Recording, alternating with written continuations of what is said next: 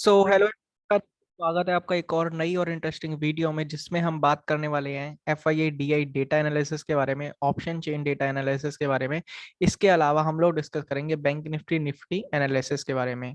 सो detailed अगर आप analysis चाहते हो मार्केट का, कि कल की क्या पॉसिबिलिटीज हो सकती है, सॉरी आज की क्या पॉसिबिलिटीज हो सकती है, एंड क्या हम ट्रेड कर सकते हैं, ठीक है ना। FII DI डेटा क्या बोलता है, ऑप्शन चेन डेटा क्या बोलता है, एंड हमारा जो चार्ट है वो क्या बोलते हैं, ठीक है। तो अगर आप डिटेल इन्फॉर्मेशन चाहते हो तो आप इस वीडियो के साथ अंत तक बने रहेगा, बिकॉज हम लोग डिटेल में डिस्कस करने वाले हैं।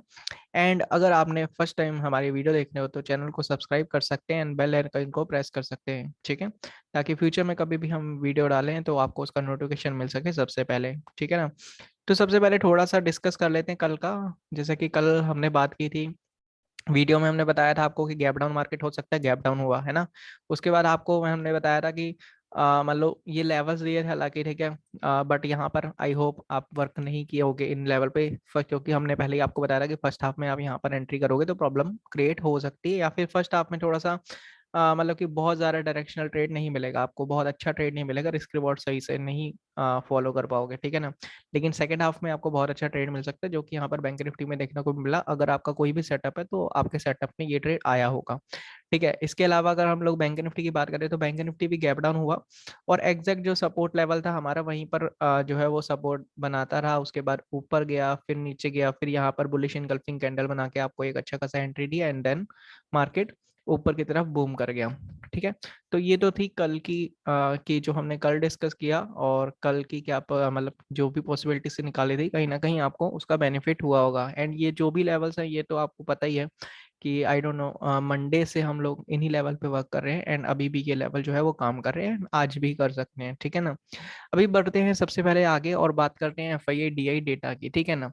सो गाइस, एक्सपायरी आज, बिकॉज कल जो है वो मार्केट बंद रहेगा, एंड अगर हम लोग डायरेक्टली बात करें FII DI डेटा की, तो यहाँ पर अगेन आप देख सकते हो कि क्लाइंट जो है वो पागलों की तरह बाइंग करी जा रहे हैं, यानी कि क्लाइंट जो है वो सुपर बुलिश है, ठीक है ना।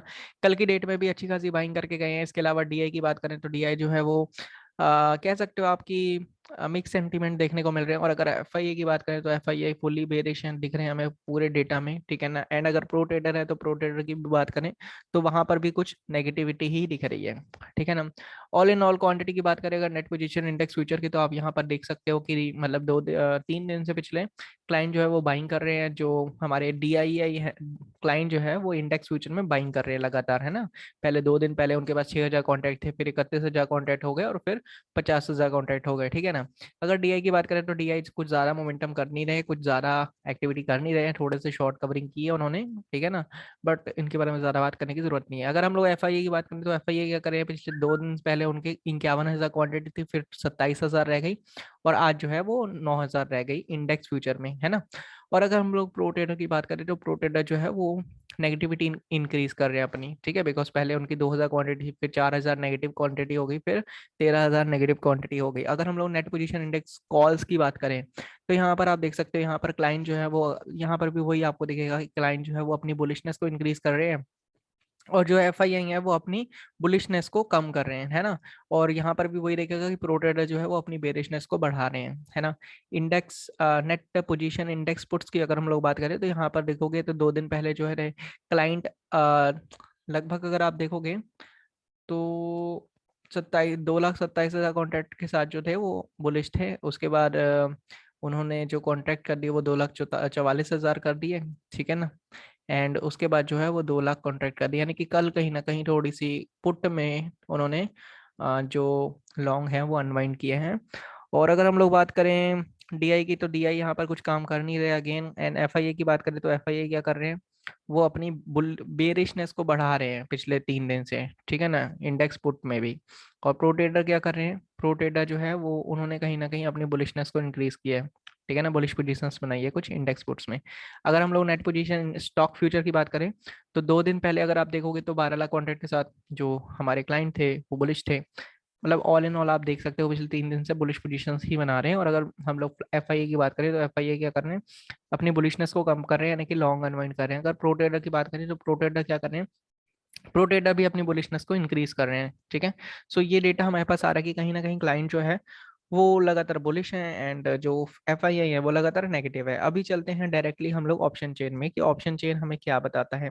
तो अगर हम लोग ऑप्शन चेन में जाएं, ठीक है ना, और 13 अप्रैल की एक्सपायरी जो कि आज की है उसमें देखें, तो यहाँ पर आप निफ्टी में देख सकते हो, निफ्टी का ऑप्शन चेन हमें यही कह रहा है कि निफ्टी जहाँ पर है यानी कि 17,600 है ना, वहां पर अगर आप कल के दिन देखोगे तो हैवी कॉल राइटिंग जो है वो देखने को मिली है, और पुट राइटर जो है वो भागते हुए देखने को मिले हैं, ठीक है ना। नीचे की तरफ कोई भी पुट राइटर की बड़ी बिल्डिंग दिख नहीं रही है, लेकिन ऊपर की तरफ अच्छी खासी कॉल राइटिंग आपको दिख रही है। तो यहाँ से आपको कहीं ना कहीं पता चल रहा है कि अच्छे खासा, मतलब कि जो निफ्टी में साइंस है वो ये है कि मार्केट को ऊपर जाने में तंगी हो सकती है, क्योंकि 17,600 पे भी अच्छी खासी कॉल राइटिंग है और नीचे की तरफ बहुत ज़्यादा पुट राइटिंग नहीं है। लेकिन यस, मार्केट ने एक मोमेंटम किया है, तो ये थोड़ा सा जो 17,400 का लेवल है वो सपोर्ट का रूप धारण कर लेगा, ऐसा कह सकते हैं। सो उसके बारे में अभी बात करेंगे थोड़ी देर बाद, ठीक है। एंड अगर हम लोग बैंक निफ्टी की बात करें तो बैंक निफ्टी में क्या दिख रहा है, बैंक निफ्टी में भी हमें यही दिख रहा है कि 38,000 यानी कि मार्केट जहां पर है, यहाँ पर, तो यहाँ पर हैवी कॉल राइटिंग हुई पड़ी है पहले से, ठीक है ना।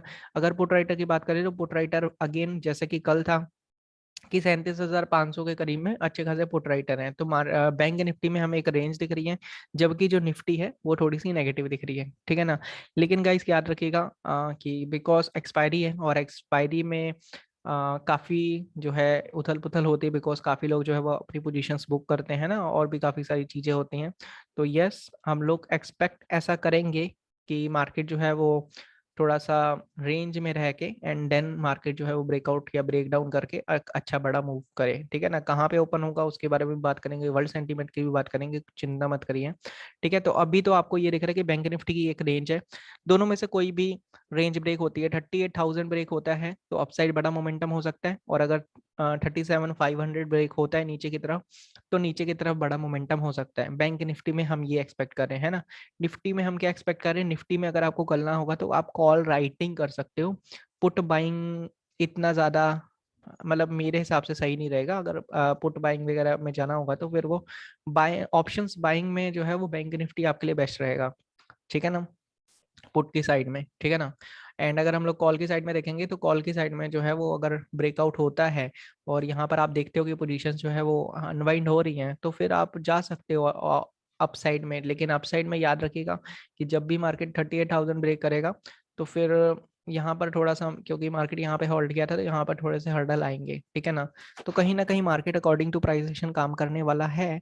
लेकिन हम लोग आपको क्या देंगे, हम लोग आपको देंगे लेवल्स, ठीक है ना। यही लेवल जो हम लोग जिन पे हम लोग बात कर रहे हैं, लगभग सोमवार से बात कर रहे हैं इसी इन्हीं लेवल्स पे, सेम मार्केट यहाँ का ही था, तब से ही ये लेवल्स ड्रॉ है, और मार्केट जो है वो एग्जैक्ट अगर आप देखोगे तो इन्हीं लेवल को जो है रिस्पेक्ट कर रहे हैं एंड फॉलो करके आपको जो है अच्छे खासे ट्रेड दिलवा रहा है। अगर बैंक निफ्टी की बात करें तो बैंक निफ्टी में भी ये लेवल्स हैं, अगर आप देखोगे तो 37,880 है यहाँ पर, तो ठीक है ना, कि अगर ये ब्रेक होता है तो अब में एंट्री ली जा सकती है। बट यस, अगर ब्रेक करना है तो मार्केट को यहाँ पे कंसोलिडेशन करके देन ब्रेक करना होगा। अभी बात करते हैं कि वर्ल्ड में सेंटीमेंट कैसे चल रहे हैं। तो वर्ल्ड सेंटीमेंट अगर आप देखोगे तो डाउजोन भी नेगेटिव है हमारा, ठीक है ना। इसके अलावा हम लोग बात करें नैस्डैक की तो वो भी नेगेटिव है, एसएनपी भी नेगेटिव है, ठीक है ना। एंड अगर हम लोग यूके की बात करें तो यूके के भी मार्केट जो है वो नेगेटिव ही दिख रहे हैं, ठीक है ना। इसके अलावा डॉलर इंडेक्स की बात करें तो वो अपसाइड जा रहा है, जो कि हमारे मार्केट के लिए नेगेटिविटी का साइन है। तो कहीं ना कहीं मैक्सिमम साइन जो है वो नेगेटिविटी के ही दिख रहे हैं। और अगर हम लोग बात करें कि मार्केट ओपन कहाँ पे हो सकता है, तो मार्केट जो है वो अभी जो हमें दिख रहा है, ठीक है ना गाइस, अभी जो हमें दिख रहा है कि मार्केट थोड़ा सा मतलब स्लाइटली गैप अप या स्लाइटली गैप डाउन ओपन हो सकता है, ठीक है ना। तो ओपनिंग कहीं ना कहीं मार्केट का डिसीजन बनाएगी कि मार्केट वो करना क्या है। लेकिन यस, मैं आपको इतना ही कहूंगा कि फर्स्ट हाफ में जो है वो, फर्स्ट हाफ में नहीं कह सकता, बट यस मॉर्निंग के सेशन में आप थोड़ा सा ध्यान से काम कर सकते हो, बिकॉज मार्केट जो है थोड़ा सा वॉलेटाइल हो सकता है। अगर मान लो कि यहाँ पर ओपन हो जाए, है ना, थोड़ा सा गैप डाउन ओपन हो जाए, या फिर बहुत बड़ा गैप गैप अप ओपन हो जाए, बिकॉज वहां पे मार्केट कंफ्यूज हो जाएगा। यहाँ पर मार्केट कंफ्यूज हो जाएगा कि इस लेवल को ब्रेक करना है, या फिर मैं यहाँ पे बताता हूँ कि अगर मार्केट यहाँ पे ओपन हुआ तो फिर मार्केट कंफ्यूज हो जाएगा कि इस लेवल को ब्रेक करना है नीचे की तरफ, या फिर ऊपर जाके इस रेंज में घूमना है, ठीक है ना। अगर मार्केट बहुत बड़ा गैप अप खुल गया तो फिर ये जो लेवल्स होंगे ना गाइस, ये मार्केट के लिए सपोर्ट का रूप जो है वो बन जाएंगे, ये वाले लेवल्स ये सपोर्ट बन जाएंगे, है ना। और ये जो लेवल्स है ये रेजिस्टेंस है, ये भी रेजिस्टेंस है, ये भी रेजिस्टेंस है ना। तो मार्केट जो है वो कंफ्यूज हो जाएगा, ठीक है। तो ओवरऑल हम क्या चाहते हैं, ओवरऑल हम ये क्या चाहते हैं, निफ्टी में तो हम लोग खैर बाइंग के लिए नहीं देखेंगे। थोड़ा सा अगर बाइंग के लिए देखोगे भी आप, तो फिर ये लेवल्स को मत देखना। फिर आप ये कर सकते हो कि सिंपल है कि निफ्टी जो है वो रेंज में बंद हुआ है।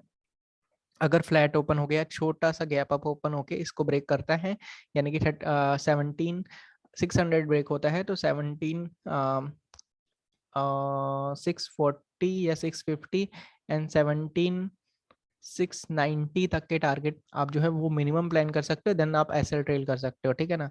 अगर मान लो कि गैप डाउन ओपन हो जाता है, ठीक है ना, और मार्केट कंसोलिडेशन करके इसको ब्रेक करता है इसको, तो फिर आप सेलिंग के लिए जा सकते हो। बट हालांकि मैं चाहता नहीं कि मतलब गैप डाउन हो के ऐसा ब्रेक हो, ठीक है ना, बिकॉज वहां पर फिर आपका एसएल थोड़ा सा रहेगा प्रॉब्लम में। और यस, अगर मार्केट ऐसा ओपन होके मान लो ऐसा जाता है ना, तो फिर आप यहाँ पे शॉर्ट कर सकते हो, बिकॉज आपका स्टॉप लॉस बहुत छोटा लगेगा एंड टारगेट आपको बहुत बड़ा मिल सकता है, ठीक है ना। अगर हम लोग बैंक निफ्टी की बात करें, तो बैंक निफ्टी में हम क्या कर सकते हैं, बैंक निफ्टी में हम सिंपल ट्रेड देख रहे हैं कि अगर मान लो मार्केट फ्लैट ओपन होके इसको क्रॉस करता है ना, तो आपको 38,000 तक का ट्रेड तो मिलेगा ही। और इवन की 38,100 और 38,200 तक भी मिल सकता है, बिकॉज फर्स्ट हाफ में मार्केट ऊपर जा सकता है, देन मार्केट सेकंड हाफ में नीचे आ सकता है, बिकॉज 38,000 पे अच्छी खासी कॉल राइटिंग है, ठीक है। तो उनको तो पैसा दिलवाना ही है, लेकिन मार्केट फर्स्ट हाफ में हो सकता है कि ऊपर चला जाए, देन मार्केट नीचे आ जाए, थोड़ा सा वॉलेटाइल हो जाए, ठीक है। तो आप इंटरडे ट्रेड जो है वो उसके अकॉर्डिंगली कर सकते हो। अगर मान लो मार्केट क्या कहते हैं, यहाँ पर ओपन होता है और यहाँ पे कंसोलिडेशन होता है ना, एंड ऊपर ब्रेक नहीं कर पाता, ठीक है, तो फिर याद रखिएगा ये वाला जो जोन चल रहा है यहाँ पर, ये रेजिस्टेंस है और ये सपोर्ट है ना। तो अगर यहाँ पर कोई प्राइस एक्शन आपका बनता है सेलिंग का, तो आप सेलिंग के लिए जा सकते हो, फिर ये वाले टारगेट के लिए और ये वाले टारगेट के लिए फर्स्टली, ठीक है ना। देन आप जो है वो एसएल ट्रेल कर सकते हो और देख सकते हो कि मार्केट यहाँ पे कंसोलिडेशन करके इसको ब्रेक कर रहा है कि नहीं। अगर इसको ब्रेक कर देता है मार्केट कंसोलिडेशन करके, देन आप जा सकते हो बेसिकली। हालांकि ये टारगेट थोड़ा सा अचीवेबल नहीं रह सकता शायद आज, है ना, अगर मार्केट गैप अप ओपन हो जाता है तो। बट यस, अगर मार्केट यहाँ पर ओपन होता है, सीधा आता है और यहाँ पे कंसोलिडेशन करके देन ब्रेक करता है, तो फिर ये वाला भी टारगेट अचीवेबल होगा। बट यस, आप अपने टारगेट को जो है target 1, target 2, target 3 and target 4 में कन्वर्ट कर सकते हो, ठीक है ना। सो आई होप आपको कहीं ना कहीं क्लैरिटी मिल गई होगी कि आप क्या कर सकते हो मार्केट में, क्या नहीं कर सकते, और डेटा क्या कह रहा है। तो डेटा बेसिकली बेरिश है, ठीक है ना। एंड निफ्टी में हमने बता दिया कि कॉल राइटिंग करनी होगी तो आप निफ्टी में कर सकते हो, अगर आपको पुट बाइंग करनी होगी तो आप बैंक निफ्टी में कर सकते हो, ठीक है ना। एंड इसके अलावा जो फ्यूचर ट्रेडिंग करते हैं उनके लिए तो बेस्ट ही है मार्केट, ठीक है ना। एंड आई होप ये वीडियो आपको पसंद आएगी। अगर वीडियो पसंद आए, वीडियो को लाइक करिएगा एंड चैनल को सब्सक्राइब कर सकते हैं, ताकि फ्यूचर में कभी भी वीडियो लेके आए तो आपको उसका नोटिफिकेशन मिले सबसे पहले। Thank you.